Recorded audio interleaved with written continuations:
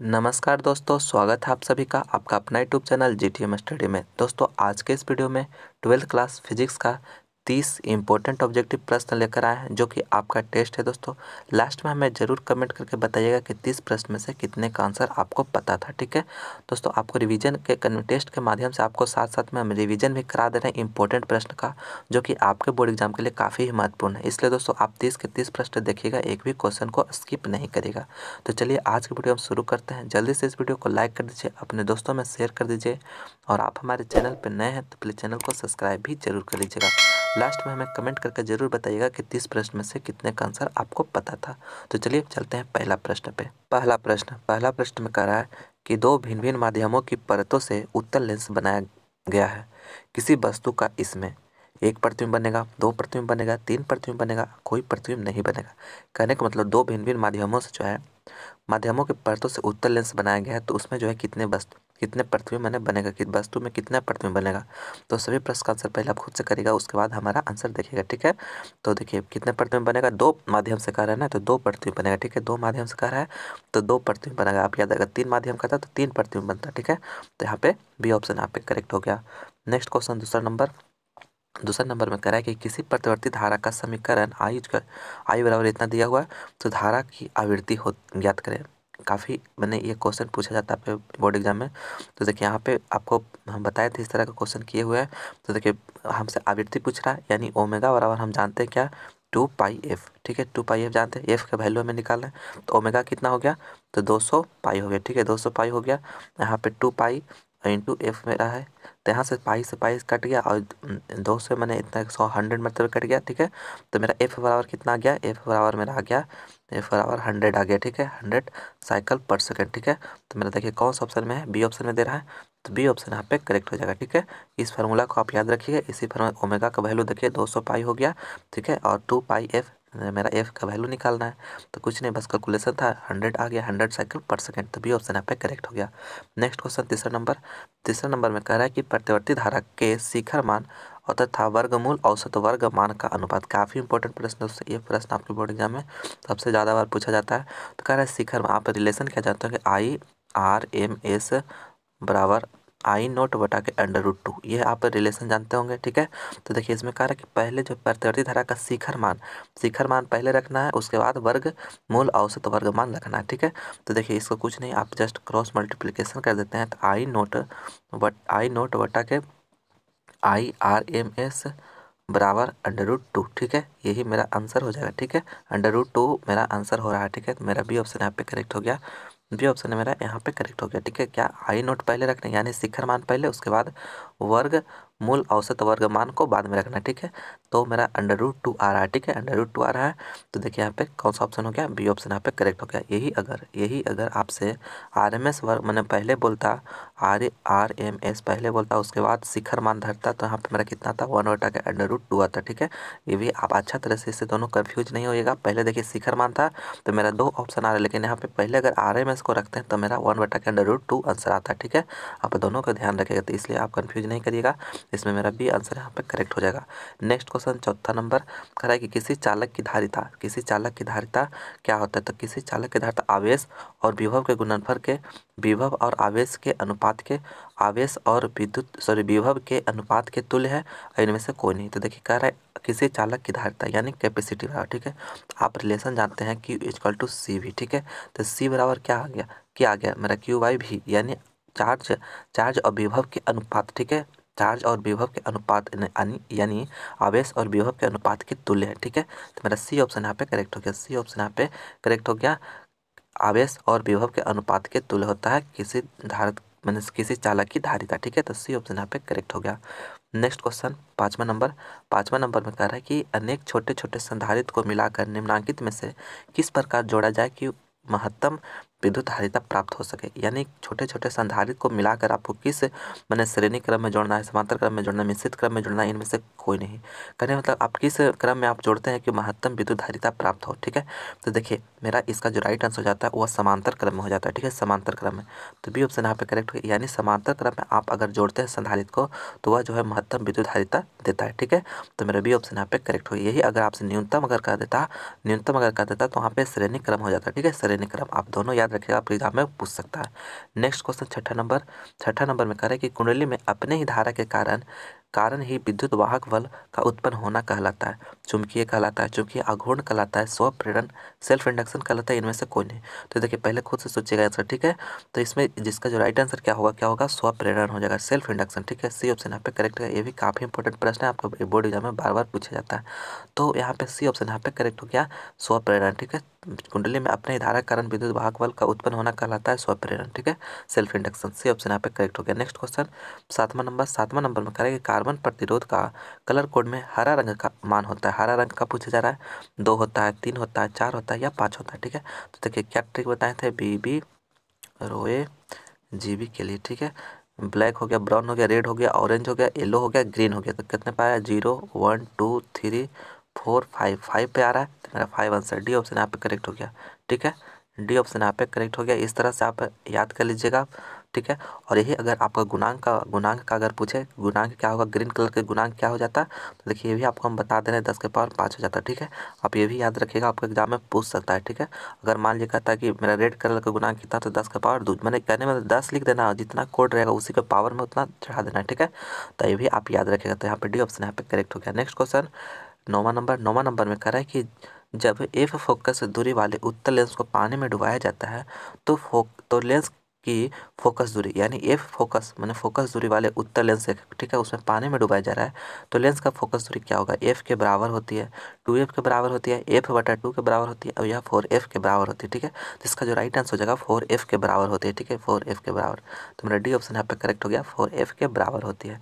Next question 9 number में कर रहा है कि संयुक्त सूक्ष्मदर्शी में अभिदृश्यक और नेत्रिका की आवर्धन क्षमता m1 और m2 है, तो सूक्ष्मदर्शी का आवर्धन क्षमता है।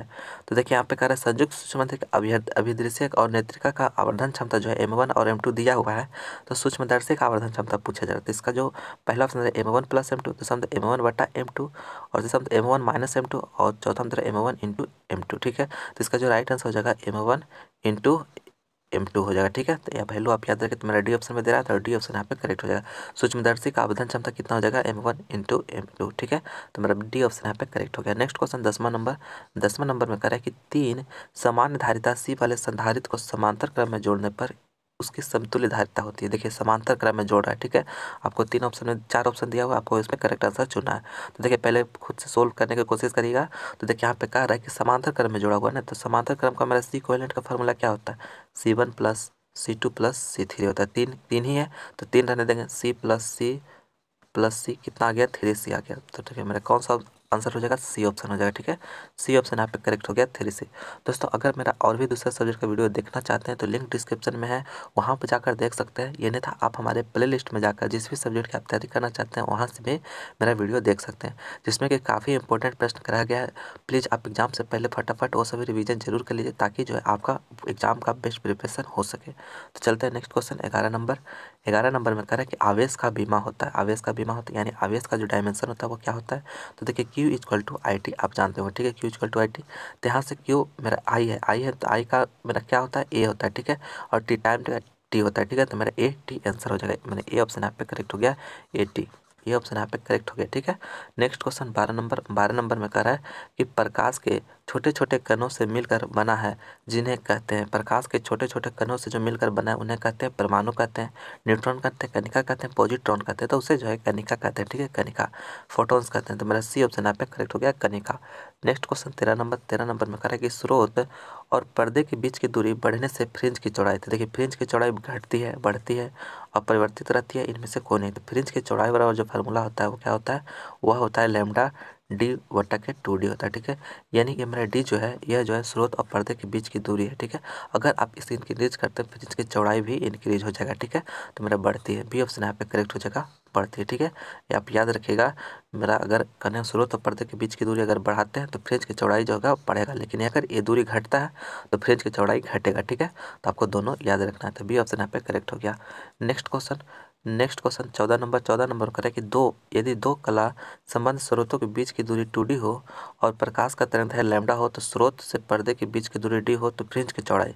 तो फ्रिंज की चौड़ाई देखिए आपको 4 ऑप्शन देना है, उसमें ऑप्शन चुनिए कि इसका राइट आंसर क्या होगा, खुद से आंसर देने की कोशिश कीजिए। तो देखिए इसका जो राइट आंसर हो जाएगा लैम्डा d बटा के 2d हो जाएगा। ठीक है, मेरा कौन सा ऑप्शन में है, ए ऑप्शन में दिया हुआ है, तो ए ऑप्शन यहाँ पे करेक्ट हो गया।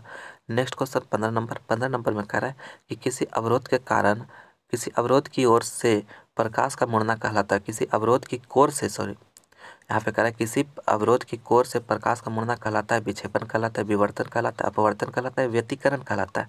तो ये हमारा डी ऑप्शन यहाँ पे करेक्ट हो गया, व्यतिकरण। तो डी ऑप्शन यहाँ पे करेक्ट हो गया। ठीक है, किसी अवरोध की कोर से प्रकाश का जो मुड़ना कहलाता है वो व्यतिकरण कहलाता है। तो डी ऑप्शन यहाँ पे करेक्ट हो गया। नेक्स्ट क्वेश्चन 16 नंबर में कह रहा है कि प्रकाश तरंग है, अनुप्रस्थ तरंग है, अनुदैर्ध्य तरंग है, दोनों है, इनमें से कोई नहीं। तो प्रकाश लाइट वेव जो होता है अनुप्रस्थ तरंग होता है। ठीक है, ये ऑप्शन यहाँ पे करेक्ट हो गया, अनुप्रस्थ, यानी कि यह ट्रैवर्स होता है। ठीक है, तो मेरा ये ऑप्शन यहाँ पे करेक्ट हो गया। नेक्स्ट क्वेश्चन 17 नंबर में कह रहा है कि रेडियो एक्टिव परमाणु के लिए कौन सा संबंध सही है। रेडियो एक्टिव परमाणु के लिए जो है कौन सा संबंध सही है, देखिए अर्ध आयु बराबर औसत आयु, अर्ध आयु बराबर 2 गुना औसत आयु, और अर्ध आयु बराबर 1.6931 इंटू औसत आयु, और यहाँ पे कह रहा है कि अर्ध आयु बराबर 0.6931 इंटू औसत आयु। तो इसमें जो इसका जो करेक्ट आंसर हो जाएगा ऑप्शन नंबर डी ऑप्शन यहाँ पे करेक्ट हो गया। अर्ध आयु बराबर जो होता है 0.6931 इंटू औसत आयु। तो डी ऑप्शन यहाँ पे करेक्ट हो गया। नेक्स्ट क्वेश्चन 18 नंबर में कहता है कि जब किसी वस्तु को आवेशित किया जाता है तो उसका द्रव्यमान घटता है, बढ़ता है, अचल रहता है, या बढ़ या घट सकता है। तो देखिए किसी वस्तु को अगर आवेशित करते हैं तो उसका जो द्रव्यमान होता है बढ़ या घट दोनों सकता है। ठीक है, तो मेरा डी ऑप्शन यहाँ पे करेक्ट हो गया, बढ़ या घट दोनों सकता है। दोस्तों लास्ट में आप हमें कमेंट करके जरूर बताइएगा कि 30 प्रश्न में से कितने का आंसर आपको पता था। ठीक है, लास्ट में आप कमेंट करके जरूर बताइएगा। नेक्स्ट क्वेश्चन 19वां नंबर कह रहा है कि किसी चालक का विशिष्ट प्रतिरोध बढ़ता है। किसी चालक का जो विशिष्ट प्रतिरोध बढ़ता है तापमान के बढ़ने से, अनुप्रस्थ काट क्षेत्रफल बढ़ने से, लंबाई घटने से, या इनमें से कोई नहीं। तो विशिष्ट प्रतिरोध जो बढ़ेगा वह तापमान के बढ़ने से बढ़ेगा। ठीक है, तो ये ऑप्शन यहाँ पे करेक्ट हो गया, तापमान के बढ़ने से। नेक्स्ट क्वेश्चन 20वां नंबर में कह रहा है कि प्रकाश तंतु संचार निम्न में से किस घटना पर आधारित है। यानी प्रकाश तंतु संचार जो है निम्न में से किस घटना पर आधारित है, पूर्णांतिक परावर्तन, परिकिरणन, परावर्तन या व्यतिकरण। तो देखिए प्रकाश तंतु संचार जो है यह जो है पूर्ण आंतरिक परावर्तन पर आधारित है। ठीक है, ये ऑप्शन यहाँ पे करेक्ट हो गया, पूर्ण आंतरिक परावर्तन। नेक्स्ट क्वेश्चन 21वां नंबर कह रहा है कि किसी नमूना का परमाणु क्रमांक Z और द्रव्यमान संख्या A है तो इसके परमाणु में प्रोटॉन की संख्या होगी। यानी किसी नमूना में जो है उसका क्रमांक दिया हुआ है Z और उसका द्रव्यमान संख्या A दिया हुआ है, तो परमाणु में प्रोटॉन की जो संख्या होगा वह क्या होगा। तो देखिए प्रोटॉन का संख्या पूछ रहा है ना, तो यहाँ पे A+Z होगा, A-Z होगा, A होगा या Z होगा। तो देखिए अगर प्रोटॉन की संख्या जो पूछता है वो परमाणु क्रमांक के बराबर ही होता है, यानी Z ही हो जाएगा। ठीक है, तो मेरा डी ऑप्शन यहाँ पे करेक्ट हो जाएगा, डी ऑप्शन यहाँ पे करेक्ट हो जाएगा। यही अगर आपसे न्यूट्रॉन की संख्या अगर पूछा जाता तो परमाणु द्रव्यमान यानी कि द्रव्यमान संख्या में से आप परमाणु क्रमांक को अगर घटा दीजिएगा तो न्यूट्रॉन की संख्या निकल कर आ जाएगा। ठीक है, लेकिन यहाँ पे प्रोटॉन पूछा जा रहा है तो मेरा Z के बराबर होगा, यानी डी ऑप्शन यहाँ पे करेक्ट हो जाएगा। नेक्स्ट क्वेश्चन 22वां नंबर कह रहा है कि विद्युत परिपथ की शक्ति होती है।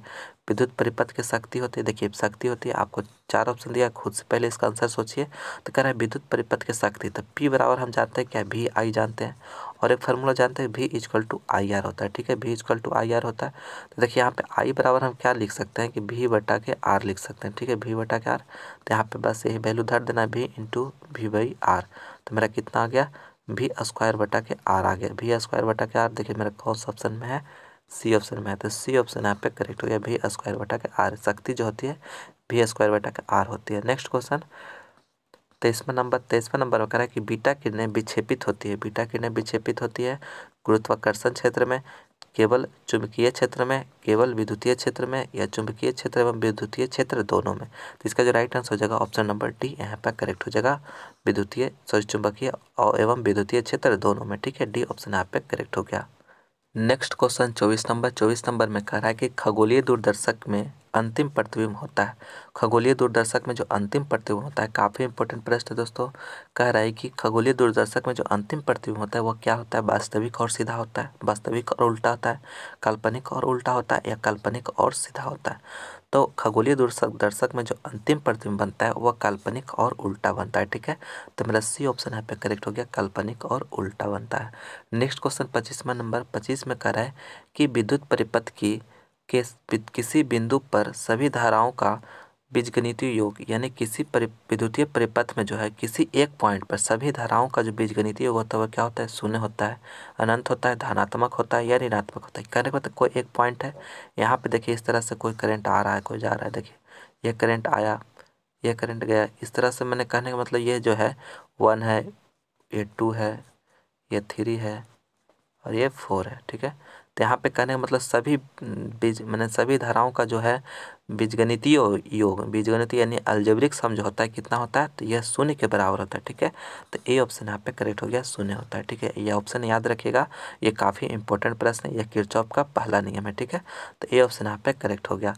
नेक्स्ट क्वेश्चन 26 नंबर कह रहा है कि जब प्रकाश की एक किरण ग्लास स्लैब में प्रवेश करती है तो इसकी आवृत्ति, कहने मतलब कोई भी प्रकाश से जब ग्लास स्लैब में प्रवेश कर रही है तो उसकी आवृत्ति यानी फ्रीक्वेंसी क्या होगा? घटता है, बढ़ता है, अपरिवर्तित रहता है, या आंकड़े पूर्ण नहीं है।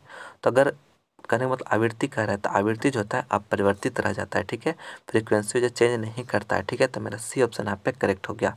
नेक्स्ट क्वेश्चन 27वां नंबर कह रहा है कि किसी उच्चारण यहाँ पे लिखा गया दोस्तों, मिसप्रिंट हो गया, ऊंचाई होगा। ठीक है, स्टेप अप ऊंचाई ट्रांसफार्मर के प्राइमरी और सेकेंडरी में क्रमशः N1 और N2 लपेटने हैं तब, कहने का मतलब कहने का स्टेप अप ट्रांसफार्मर है। ठीक है, यहाँ पे उच्चारण नहीं होगा, कह रहा है कि स्टेप अप ट्रांसफार्मर है, उसमें प्राइमरी और सेकेंडरी का जो है लपेटनों की संख्या दिया हुआ। तो यहाँ पे देखिए स्टेप अप कह रहा है ना, तो यहाँ पे देखिए ये मेरा इस तरह का अगर कॉयल होता है इसका, तो यहाँ पे ये रोटेशन हो गया, नंबर ऑफ वायर का, तो यहाँ पे N1 है तो यह N2 है, तो यहाँ पे N2 अधिक होता है। अगर स्टेप अप रहेगा तो N2 अधिक होगा। ठीक है, आप याद रखिएगा। तो मेरा N2 अधिक किस में दे रहा है? बी ऑप्शन में दे रहा है, तो बी ऑप्शन यहाँ पे करेक्ट हो गया। ऊंचाई ट्रांसफार्मर में N2 अधिक रहेगा जिसमें वोल्टेज इंक्रीज होगा। ठीक है, यही अगर स्टेप डाउन रहता तो यहाँ पे N1 अधिक हो जाता। ठीक है, आप दोनों याद रखिएगा, किसी भी तरह से आपसे पूछ सकता है, तो बी ऑप्शन यहाँ पे करेक्ट हो गया। नेक्स्ट क्वेश्चन 28वां नंबर 28 में कह रहा है कि चुंबकीय आघूर्ण मैग्नेटिक मोमेंट का एसआई मात्रक होता है। मैग्नेटिक मोमेंट का एसआई मात्रक होता है तो वह एम्पियर मीटर स्क्वायर होता है। ठीक है, एम्पियर मीटर स्क्वायर, तो बी ऑप्शन यहाँ पे करेक्ट हो गया, ampere metre square. Next question 29 number में कह रहा है कि लैम्डा तरंगदैर्घ्य वाले फोटोन की ऊर्जा है, लैम्डा तरंगदैर्घ्य वाले फोटोन की ऊर्जा है तो ई इक्वल टू क्या होता है? एच न्यू होता है। ठीक है, और एच बराबर जो है न्यू बराबर क्या होता है? सी वाई लैम्डा होता है। ठीक है, सी वाई लैम्डा यानी एच सी वाई लैम्डा। तो मेरा कौन सा ऑप्शन में? बी ऑप्शन में दे रहा है, तो बी ऑप्शन यहाँ पे करेक्ट हो गया। नेक्स्ट क्वेश्चन 30वां नंबर में कह रहा है कि निम्न में से कौन ऋणात्मक किरणें हैं? निम्न में से कौन ऋणात्मक किरणें हैं? एक्स किरणें, अल्फा किरणें, बीटा किरणें, या इनमें से कोई नहीं। तो देखिए ऋणात्मक किरणें कह रहा है तो इसका जो राइट आंसर हो जाएगा वो हो जाएगा बीटा किरणें। ठीक है, बीटा किरणें, सी ऑप्शन यहाँ पे करेक्ट हो गया, बीटा किरणें। यानी एक्स किरणें, अल्फा किरणें और बीटा किरणें, ये 4 ऑप्शन दिया हुआ है इसमें से, तो इसमें कह रहा है ऋणात्मक किरणें कौन है? तो मेरा बीटा किरणें हो जाएगा। ठीक है, तो मेरा सी ऑप्शन यहाँ पे करेक्ट हो गया, बीटा किरणें। तो दोस्तों फाइनली हम 30 प्रश्न का डिस्कस कर चुके हैं। तो आप लास्ट में हमें कहने का मतलब 30 प्रश्न में आप कितने का आंसर आपको पता था वो हमें कमेंट करके जरूर बताइएगा, क्योंकि आपका जो है फाइनल मैंने रिवीजन करा रहे हैं दोस्तों सभी इंपॉर्टेंट प्रश्न का। तो प्लीज़ आप हमें कमेंट करके जरूर बताइएगा कि 30 प्रश्न में से कितने का आंसर पता था। ठीक है, तो चलिए यह मेरा लास्ट प्रश्न था। मैं उम्मीद करता हूँ कि यह वीडियो आपको पसंद आया होगा, तो प्लीज़ इसे लाइक करें, अपने दोस्तों में शेयर करें, और आप हमारे चैनल पर नए हैं तो प्लीज़ चैनल को सब्सक्राइब करके बेल आइकन भी प्रेस कर लीजिएगा ताकि नए वीडियो का नोटिफिकेशन आप लोगों को सबसे पहले मिले। इसी तरह से आप लोग मेहनत करते रहिए और आपका एग्ज़ाम सबसे बेहतर जाएगा। ठीक है, चलिए मिलते हैं अगले वीडियो में कुछ नए नॉलेज के साथ। इस वीडियो को देखने के लिए बहुत बहुत धन्यवाद।